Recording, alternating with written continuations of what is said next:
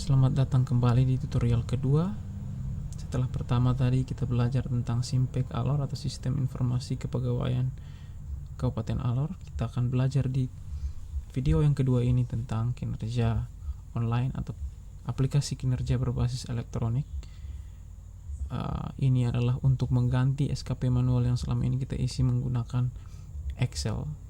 Kedepannya semua akan berbasis elektronik, penilaian kinerja dan sebagainya akan diukur dengan sistem sehingga mempermudah kita baik dalam penilaian kinerja maupun dalam pemberian penghargaan terhadap kinerja yang kita capai atau hasil kinerja yang kita capai. Nah, langsung saja kita untuk memulainya, kita sekali lagi ada dua tombol yang akan mengarahkan kita ke aplikasi. Ada dua aplikasi terpisah. Tadi kita sudah belajar Simpek, sekarang kita belajar kinerja online. Kita klik, dia membuka halaman aplikasi di web. Username kita adalah NIP kita. Passwordnya akan saya distribusikan kepada masing-masing Bapak Ibu pegawai dinas sosial.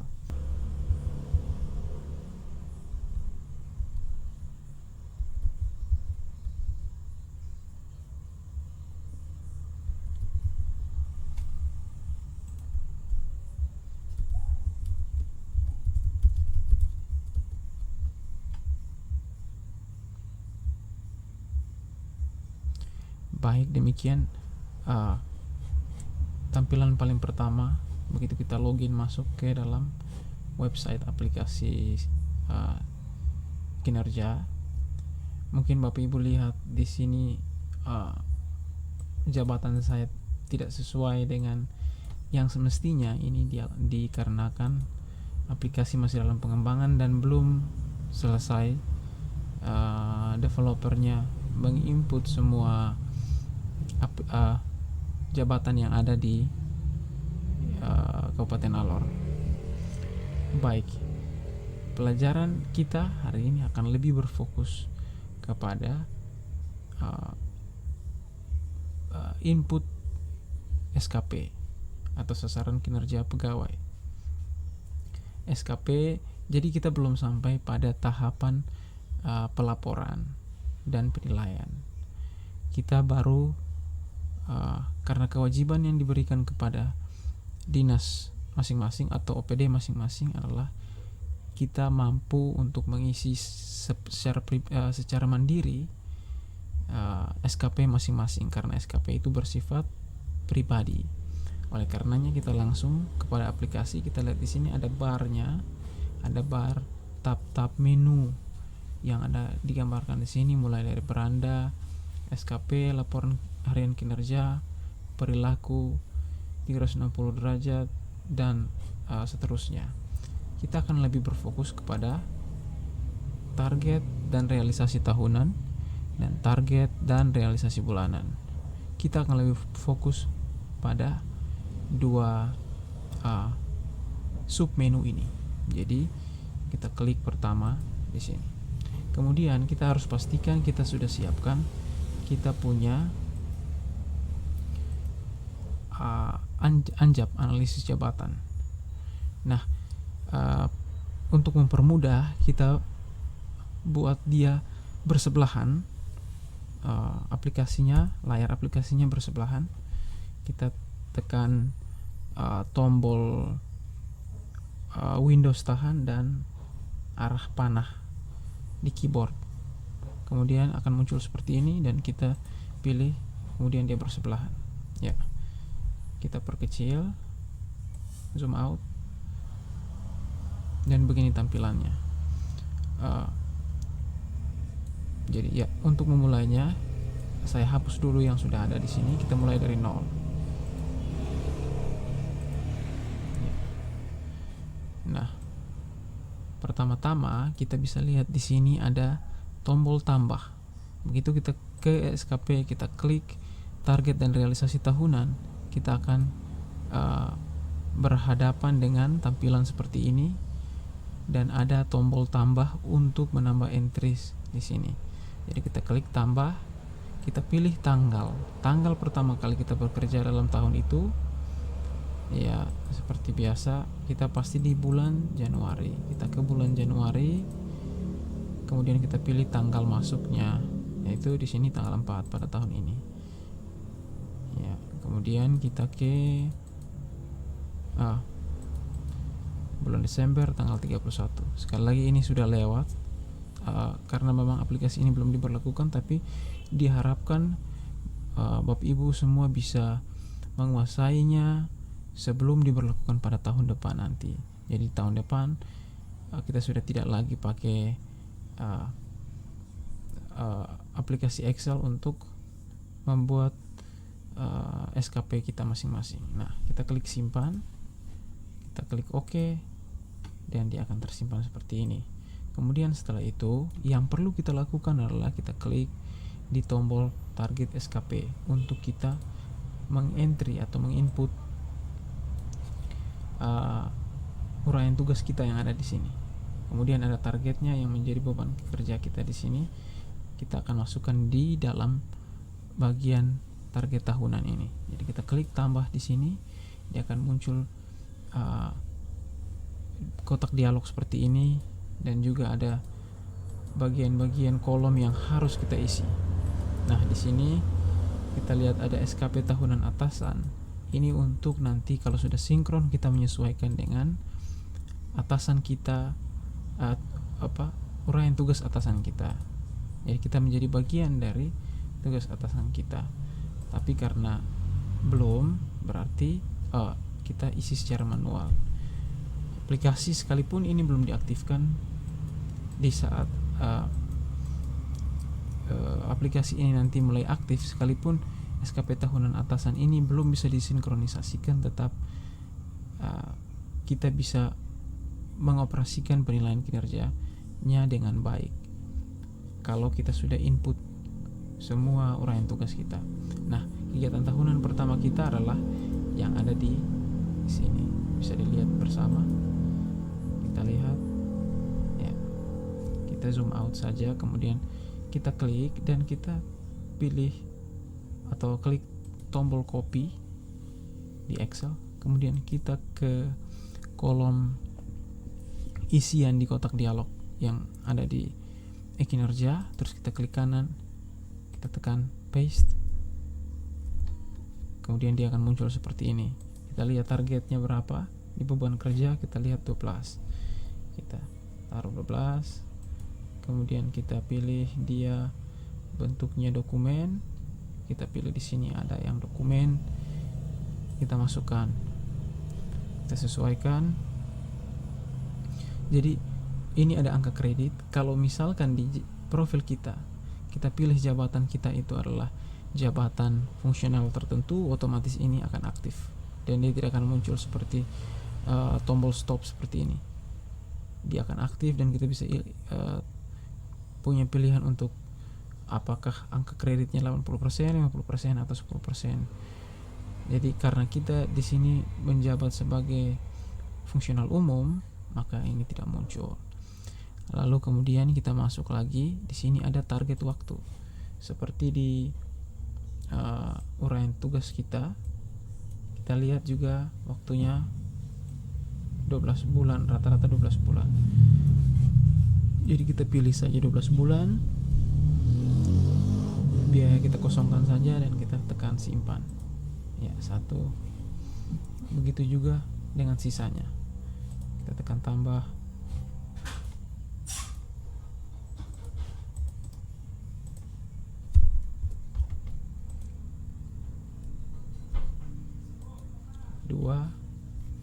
Kemudian kita pilih dokumen waktu 12 bulan. Oke. Kemudian yang berikut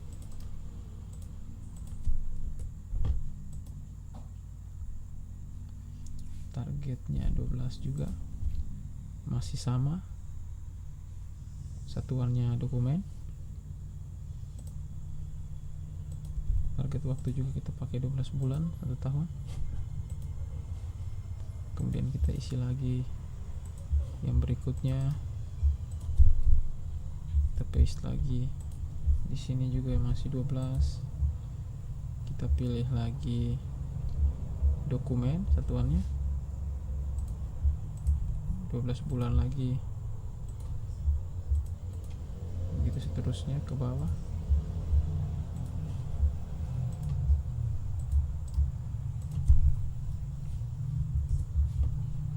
Bapak Ibu bisa menyesuaikan dengan uraian tugas Bapak Ibu masing-masing. Kebetulan punya saya hanya 6 uraian tugas, sehingga cukup singkat prosesnya. Bapak Ibu harus, jika apalagi yang punya jabatan struktural, biasanya perlu untuk mengisi lebih banyak, karena biasa minimal 10. Sini 24, masih dokumen. Biasanya ada kadang-kadang dokumen, kadang-kadang laporan. Kemudian 12 bulan, kita tekan simpan. Oke, nah sekarang langkah berikut adalah kita pergi ke target dan realisasi bulanan. Tadi target dan realisasi tahunan, sekarang target dan realisasi bulanan. Nah, kita klik di sana, dia akan muncul model menu tampilan yang serupa dengan pada tahunan tadi. Nah, di sini pilihan-pilihannya akan bergantung dengan apa yang kita tadi telah isi di target dan realisasi tahunan. Misalnya kita coba di sini, kita pilih mulai dari bulan 1. Kita tekan simpan. Oke. Munculnya seperti ini. Kemudian kita isi. Saya ulangi. Kita di target dan realisasi. Begitu kita tekan tambah dan pilih bulannya, bulan Januari muncul di sini. Untuk menambah target bulanannya, kita pergi ke kolom target bulanan. Di situ ada tombolnya, semacam seperti dokumen. Kita tekan, kita klik di sana. Dia muncul seperti ini. Target SKP bulan Januari tahun 2021. Kita tekan tambah. Dia akan muncul seperti ini ya. Pilihan yang tadi kita sudah isi, uraian tugas kita, pekerjaan-pekerjaan yang kita targetnya rencananya akan kita lakukan dalam tahun 2021 akan muncul di sini. Nah, untuk membuat SKP bulanan, kita bisa lihat dari beban kerja kita atau target kuantitas yang ingin kita capai. Target kualitas biasanya 100%. Target kuantitas yang ingin kita capai itu berapa? Kalau 12, dia cukup ideal untuk setiap bulannya kita kerjakan satu dokumen, satuan hasil dokumen. Jadi tiap bulan mulai dari bulan Januari kita kerjakan satu, cukup ideal. Kalau dia 2 dan itu dalam bentuk rencana, biasanya di awal tahun. Tapi kalau dia tidak diwajibkan untuk awal tahun, itu bisa kita bagi 2 di 6 bulan pertama dan 6 bulan kedua, atau semester pertama dan semester kedua. Kita bisa bagi begitu. Kita sesuaikanlah dengan kebutuhan kerja kita.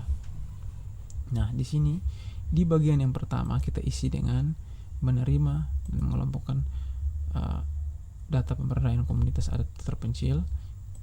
Seperti jabatan saya isi. Kebetulan ini uraian tugas yang diberikan oleh pimpinan. Saya pilih yang pertama. Kemudian tahapan kita pilih tidak tahapan. Artinya kalau kita pilih ya, berarti ini artinya kita belum capai targetnya. Kita pasang SKP tahunannya ini, kita masukkan dia untuk kerjakan di bulan ini, tapi tidak pada tahapan kita sudah dalam bulan ini kita harus sudah selesai, tidak. Tapi kita punya target, karena ini ada 12, kita mau target dalam bulan ini harus selesai, maka kita pilih tidak. Ini bukan bagian tahapan dari upaya kita untuk menyelesaikan satu dokumen ini. Jadi begitu. Jadi kita pilih ini satu bulan 1 gitu kira-kira. Kita pilih lagi satuannya dokumen, target kerjanya bulan Januari ada 31 hari. Kemudian kita tekan simpan, kita kosongkan saja kolom biaya bulanan. Oke, munculnya akan seperti ini. Jika kita perbesar, dia akan kelihatannya seperti ini. Nah, kita kembali lagi. Sebenarnya ini dibuka 2 lembar kerja seperti ini biar bisa mudah lihat di sini kebutuhannya berapa, beban kerjanya berapa.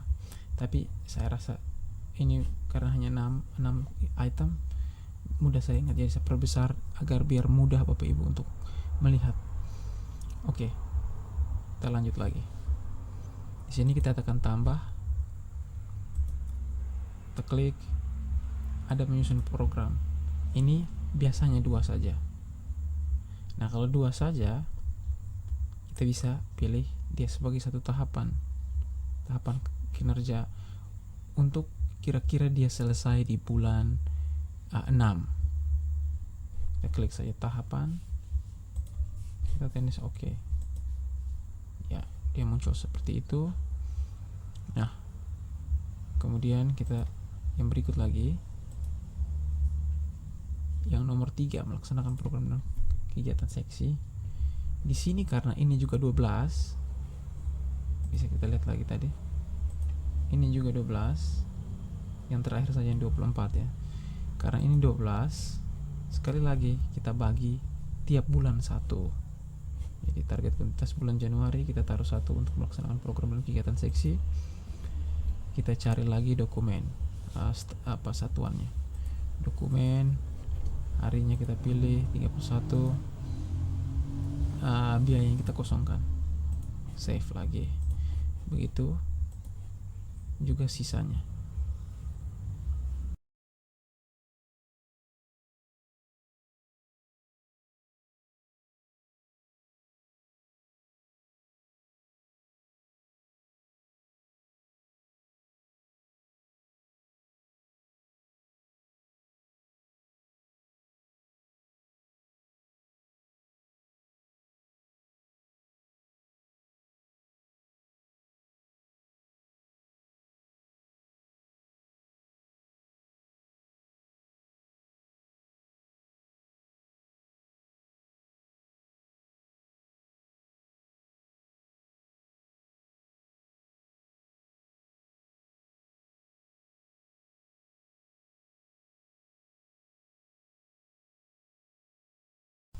Nah, kalau Bapak Ibu lihat di sini hanya sampai 10 nomor, itu karena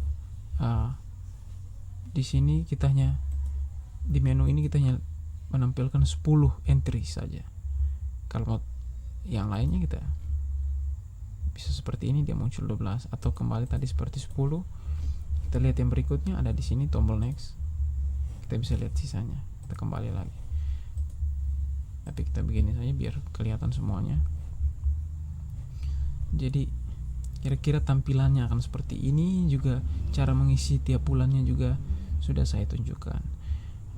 Nanti selanjutnya di kesempatan yang lain, begitu sudah selesai ini kegiatan saya, kepentingan aktualisasi ini sudah selesai, kita mungkin bisa belajar lebih lanjut, atau saya buat video lebih lanjut tentang bagaimana pelaporan harian. Kita lihat secara singkat saja. Di sini ada ya seperti ini pelaporannya, kita input laporan harian seperti ini. Nanti ada di sini kita harus cantumkan bukti foto kegiatan kita kerja mulai jam berapa, selesai jam berapa, semua. Jadi ini sudah cukup memadai aplikasinya, meskipun belum selesai pengembangannya, developmentnya atau maintenance-nya belum selesai, belum semua jabatan di input. Nanti begitu sudah selesai, jabatan saya akan ditulis di sini, penyuluh sosial, bekerja di unit dinas sosial Kabupaten Alor, dan semuanya akan kinerja kita akan lebih mudah terukur. Ya, saya kira demikian tutorial kita untuk e-kinerja atau aplikasi kinerja berbasis elektronik untuk Dinas Sosial Kabupaten Alor.